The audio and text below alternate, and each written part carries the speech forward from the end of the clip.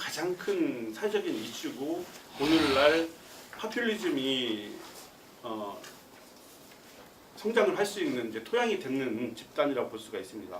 한 장을 더 넘겨서 보시면 그래서 이제 세계화 과정에서 미국, 유럽에서 이 세계에서 이제 루저들을 위해서 그럼 그 사람들을 위해서 우리가 뭘 할 것인가라고 했을 때 이제 크게 보면 이제 좌파적인 또는 진보적인 관점에서의 이제 정책이 있는 거고 그 다음에 이제 우파적인 관점에서 이제 정책이 있는 건데 기본적으로 이제 뭐 우리가 잘 알고 있듯이 진보적인 관점에서의 이제 그 정책은 기본적으로 이제 재분배 정책이죠. 그래서 이제 최근에 뭐 버니 샌더스나 뭐 이런 사람들 얘기하는 것처럼 이제 부유세를 매기겠다. 부자들에게 추가로 세금을 더 매기겠다. 그다음에 법인세를 인상하겠다. 사회보장제도를 확충하겠다. 뭐 오바마 케어 같은 경우가 대표적이죠. 이런 것들이 이제 약간 이제 그 진보적인 관점에서의 이제 그 정책이고요. 그리고 이제 이것들을 이제 대표할 수 있는 운동이라든지 사람이라고 한다면 이제 한때 그 미국에서 이제 유행을 했던 오큐파이 월스트리트, 미국의 부가 월스트리트 다 좌지우지한다 해가지고 이제 어떤 그 불평등을 해소하기 위한 어떤 그 미국이 사실은 보면은 그런 사람들이 막 나서서 시위하고 이런 게 별로 많이 이렇게 있는 나라 아닙니다. 우리는 시위니까 너무 친숙하잖아요. 그 광화문에 저도 근무하다 보면 뭐 시위가 없는 날이 없어요. 주말까지도 막 집에도 못 가게 막아놓고 버스 막아놓고 시위하는데 미국은 그렇게 시위를 많이 하는 나라가 아닙니다. 그런데도 이제 그 세계화 과정에서 이제 빈곤을 겪고 있는 그리고 이제 불평등 시간 문제에 대해서 이제 미국에서 전국적으로 그때 한때 이제 그 시위가 일어났었죠. 그리고 이제 그거를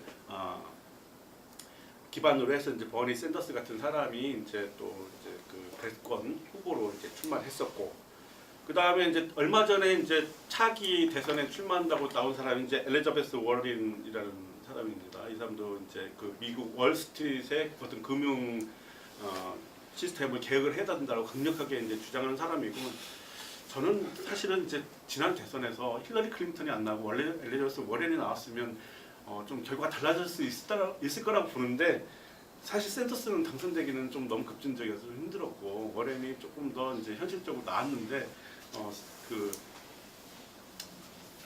힐러리 클린턴이 되는 바람에 결과가 그랬던 것 같습니다. 이건 우리가 이제 이미 친숙한 거고, 이제 최근에 이제 우파들이 이제 대응을 하고 있는 거는 이제 포퓰리즘 정책이죠.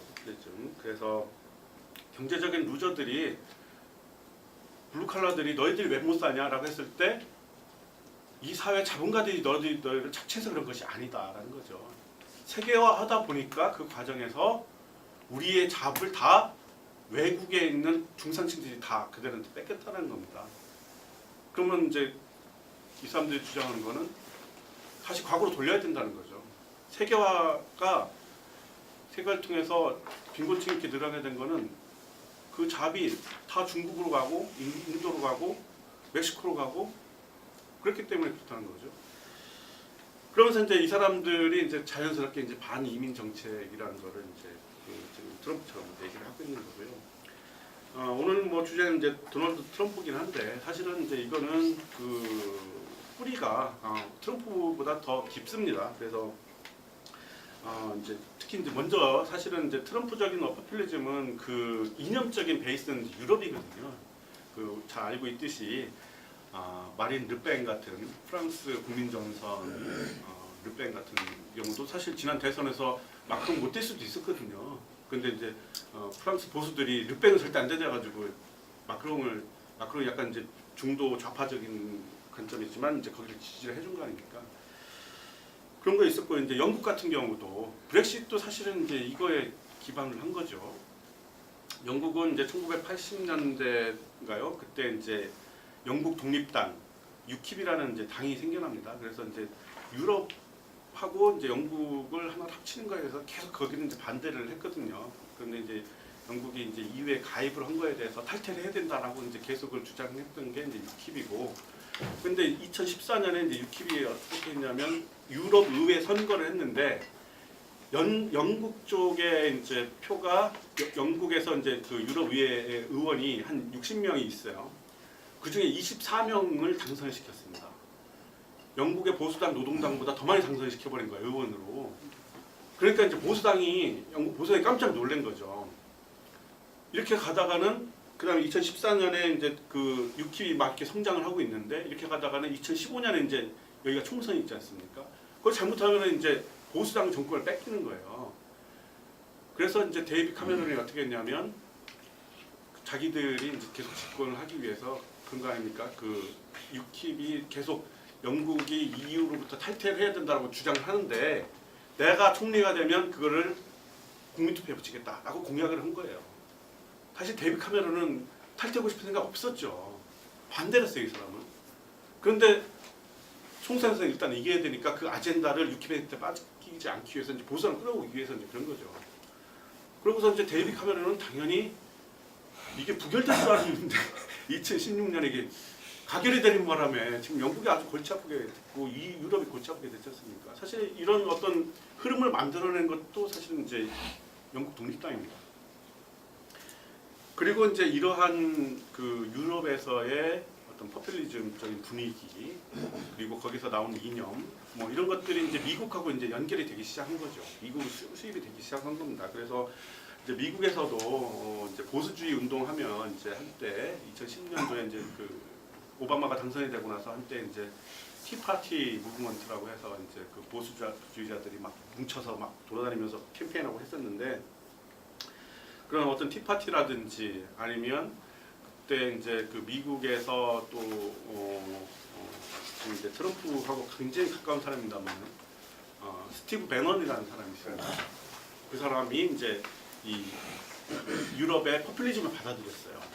받아들이면서 트럼프의 선거 참모 역할을 한 거죠. 선거 참모 역할을 했습니다. 그래서 이제 뭐 페이스북, 캠브리지 애널리티카 뭐 데이터 유출되고 뭐 이런 거 있잖아요. 그 다 그 스티브 배넌이 한 거거든요. 그래서 이제 그 스티브 배넌이 어떻게 보면 이 이념적으로 트럼프 행정부의 반이민 정서라든지 그다음에 이제 그 보호무역주의라든지 그런 어떤 기본적인 이제 골격을 만든 사람이 스티브 배넌이고 이제 그런 사람인데 그런 것들은 기본적으로 이제 유럽에서 기반을 두고 있다고 볼 수가 있습니다. 그런 걸 기반으로 해서 이제 2016년에 영국에서 이제 브렉시트이 있었다고 한다면 미국에서는 이제 트럼프가 당선이 됐죠. 당선이 됐는데 트럼프 당선에 대해서 이제 많은 사람들은 사실상 의외의 결과였죠. 트럼프가 미국의 공화당의 대선 후보가 되리라고도 사람들은 생각을 못했어요. 미국에서 이제 최근에 여론조사나 어떤 그 선거 예측 조사를 제일 그동안 잘했다고 하는 것이 이제 580-30이라는 이제 그 매체가 있는데 거기에 이제 빅데이터 분석가로 유명한 네이트 시버라는 친구가 있어요. 그 사람조차도 트럼프는 공화당 대선 후보가 될 수가 없다라고 이렇게 예측을 했었어요. 그런데 전혀 예기치 않게 공화당 후보가 됐죠. 왜 됐을까요? 이게 이제 사실은 이제 노무현 후보가 된 거고 예전에 노무현 후보가 대선 후보 된 거랑 비슷하거든요. 그 노무현 후보도 그 당시는 대선 후보로 되리라고 그때 아무도 생각 안 했었어요. 그 당시도 뭐 대권 주자 중에 한 9위, 8위, 9위 막 이렇게 민주당 쪽에서 이렇게 뽑았던 사람인데 대선 후보가 됐잖아요. 트럼프도 조금 비슷합니다. 근데 이제 그 메커니즘은 뭐냐면 우리나라도 이제 그때 처음 도입을 했는데 프라이머리를 도입했기 때문에요. 경선을 도입했기 때문입니다. 미국은 1972년부터 이제 경선 제도를 도입을 해가지고 대선 후보를 선출을 하는데 트럼프는 뒤에서 나온다면은 이미 사람들이 한테 너무 많이 알려졌어요. 그리고 트럼프가 또 캠페인을 너무 잘했습니다. 사람들에게 계속 그 인지도가 높아질 수 있도록 트럼프가 잘해가지고 대선 후보가 되고 대선 후보가 된 다음에도 대통령은 안 될 거라고 선거 전날까지도 네이트 실버는 그 힐러리 클린턴 당선 확률을 92%라고 했거든요. 근데 막상 까고 보니까 이렇게 됐잖아요. 그런데 이제 위에서 보면은 이 결과를 보면 상당히 재밌습니다. 미국은 이제 선거가 이제 그 일렉토럴 칼리지라는 독특한 시스템을 도입을 하고 있지 않습니까? 그래서 위에 보시면 밑에 조그만 글자로 써 있는 것이 이제 득표율입니다. 득표입니다. 그래서 힐러리 클린턴이 약 6,500만 표를 얻었어요. 그 다음에 도널드 트럼프는 6,300만 표 얻었습니다. 그러니까 대략 한 300만 표 가량을 힐러리 클린턴이 사실 더 얻었어요. 그런데 그 표를 다 그렇게 해가지고 이제 대선을 결정하는 것이 아니고 각 주마다 선거인단 수가 정해져 있어서 그 선거인단의 표를 다 가져가는 일렉토럴 칼리지 시스템이 있어서 우연찮게 트럼프가 306표로 6표의 이제 그 선거인단 표를 가져가고 클린턴은 232표밖에 이제 가져가지 못하는 이제 그런 상황이 됐는데 많이 이제 언론에서 이제 보도가 됐습니다만은 이제 그때 이 그림 중에서 이제 그 진한 색깔로 되어 있는 것이 이제 기존에 이전 대통령 선거에서 민주당이 우세했던 지역인데 이제 공화당으로 트럼프 쪽으로 이제 기울어진 데입니다. 그래서 보면 이제 플로리다는 뭐 엘고어하고 부시 때도 이미 그때 거기서도 이제 플로리다 때문에 이게 선거가 바뀌었습니다. 결과가.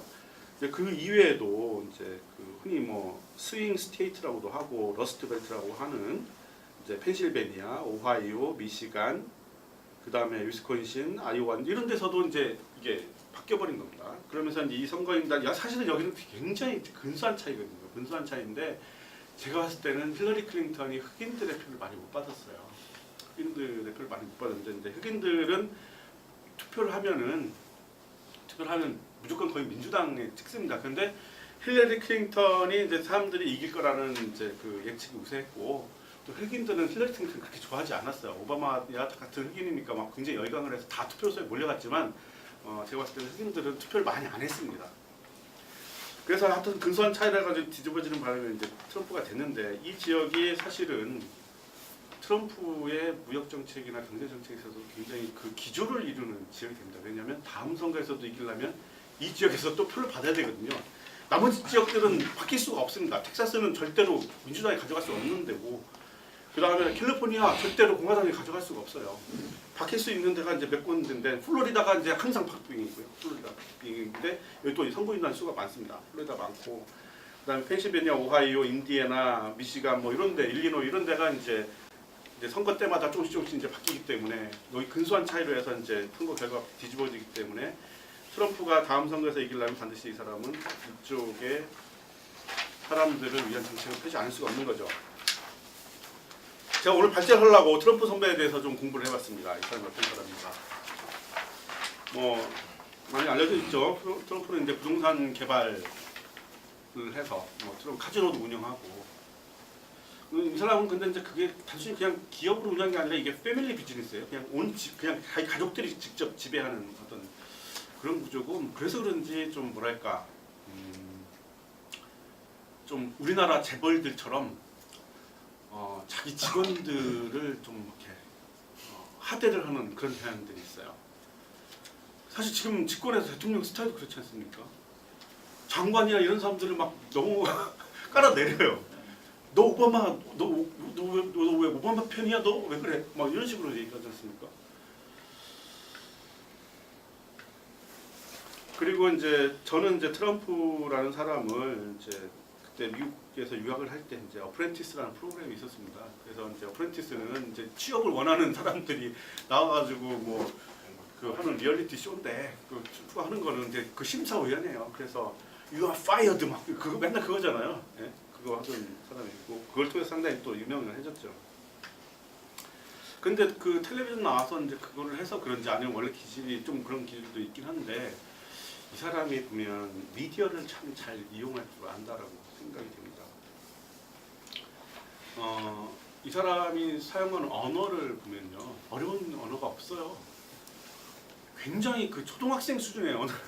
어떤 사람이 이제 트럼프의 그 선거 끝나고 나서 이제 대통령 취임 연설문을 이제 분석을 했는데 수준이 중학교 수준밖에 안 된다 이거예요.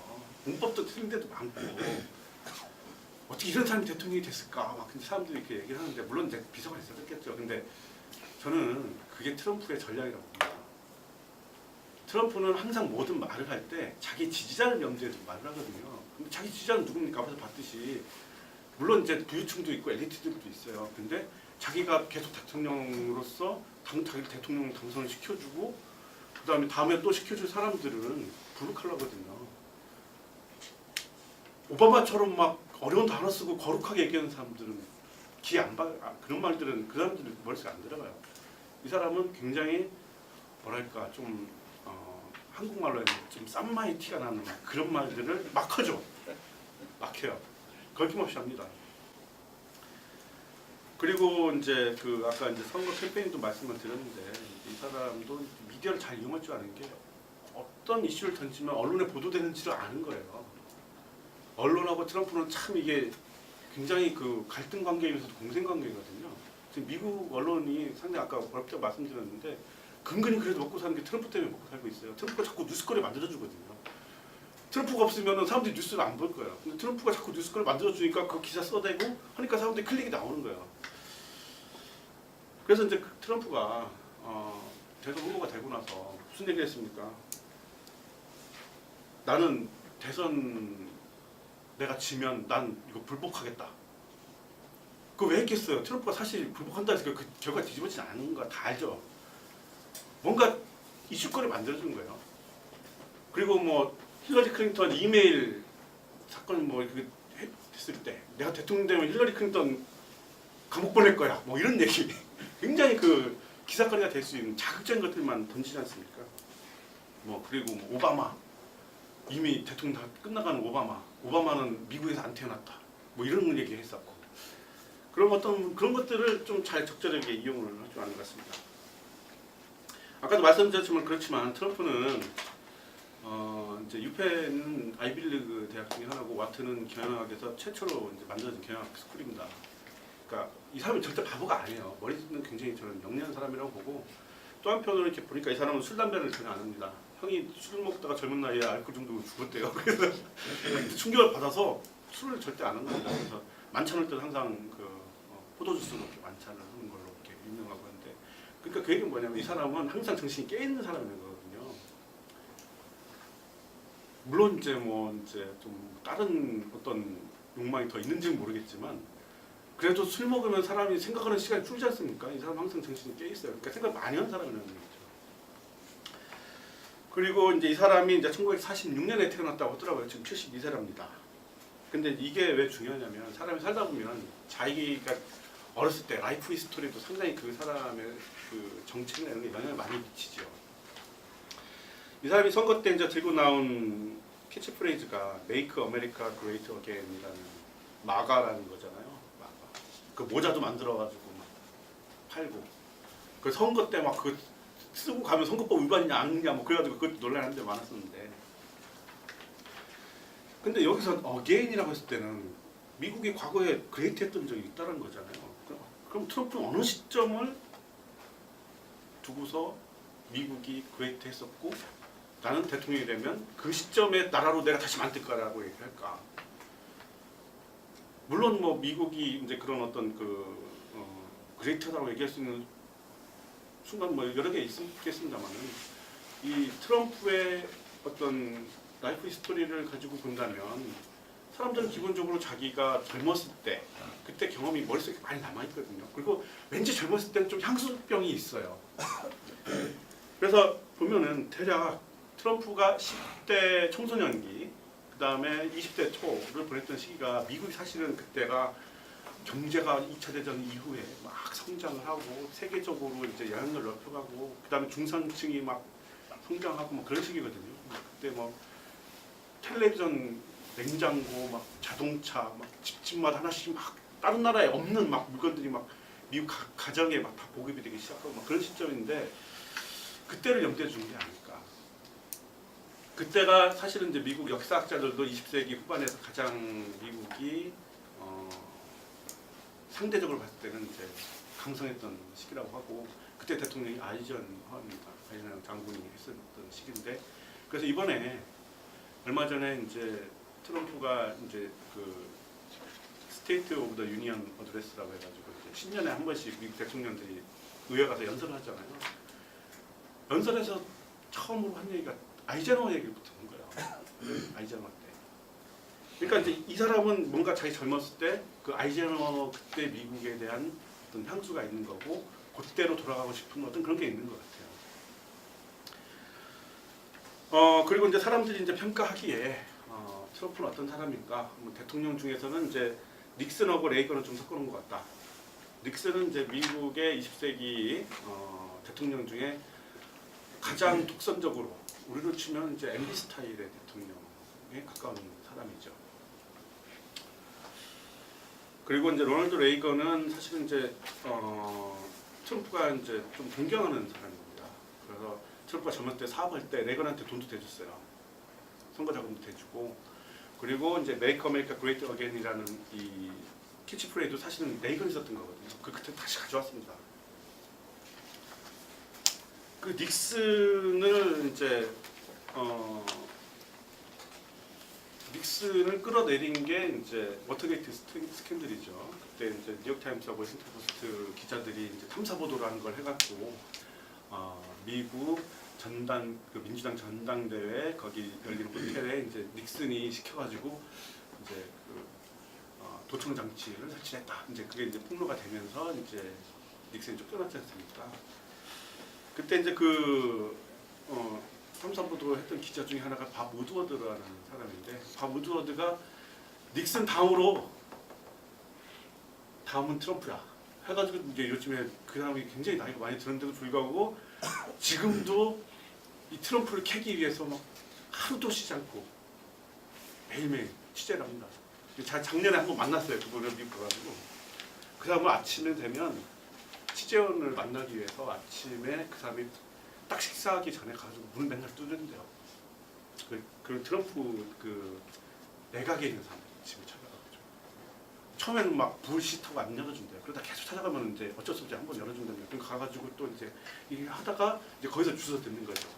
그러면서 이제 트럼프 행정부에서 지금 어떤 일들이 벌어지고 있는지 그거를 이제 작년에 Fear라는 책을 내가지고 작년 말에 많이 책을 팔았는데, 아직은 그 가지고는 트럼프를 쫓아내기는 좀 힘든 것 같습니다. 뭔가 좀 크리티컬한 비리가 나와야 되는데, 그게 이제 지금 가능한 거는 이제 그 뮬러 특검이 이제 조사하고 있는 러시아와의 커넥션인데 그게 제대로 될지는 모르겠습니다.